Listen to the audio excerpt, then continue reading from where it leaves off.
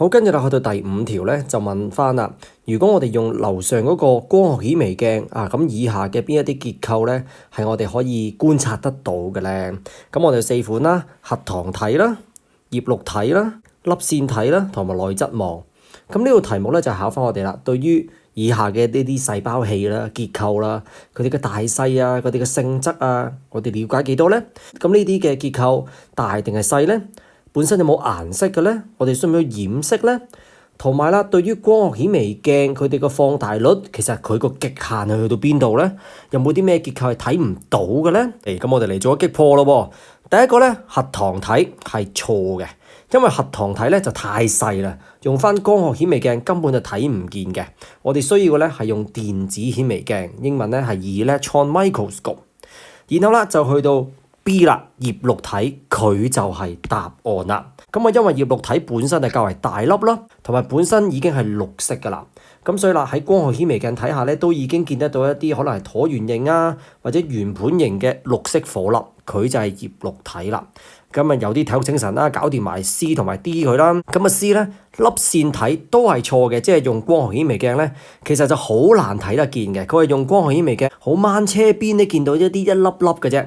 不過啦，佢哋係缺乏咗足夠嘅自然嘅對比度啦。咁所以如果係冇一個特定嘅染色技術底下咧，其實都係睇唔見嘅。咁當然就算俾你睇見，都係見到可能一點點啦，係咪？仲要好芝麻咁細點，就唔會見到好似葉綠體咁大粒。所以啦，就要用到電子顯微鏡咧，先能夠睇得到更加詳細嘅結構啦。跟住 D 啦，內質網又係錯嘅，因為內質網咧其實係一個好精細嘅膜嘅網絡啦。咁但係啦，個膜啦嘅結構實在太精細，又係缺乏足夠嘅對比度嘅話咧，其實一般嘅光學顯微鏡都係好難分辨得到啊。所以啦，佢同核糖體一樣咧，都係用到電子顯微鏡 electron microscope 咧，就容易啲睇得見咯。Question 5 is about when we are using the light microscope.Which of the following structures would be observable in the above study? So the answer they are ribosome, chloroplast, mitochondrion, and the endoplasmic reticulum. So for the concept checking, is checking us about the size and the nature of the organelle or the structure. Are they small? Are they big? Or is it colored? And we can observe under the light microscope without any stain.And also it's checking us the power of magnification of the light microscope. Any limitation, if something is so small, too small, and then we cannot observe them under the light microscope. So let's go through the option one by one. Option A, ribosome, is wrong. Because ribosome, they are too small to be seen with an ordinary light microscope. So what we need is the electron microscope. And then for option B, chloroplast is the correct answer because they are relatively large in size and green color make them easily identify under the light microscope as oval or disc-shaped green particles. Let's go through the option C and D.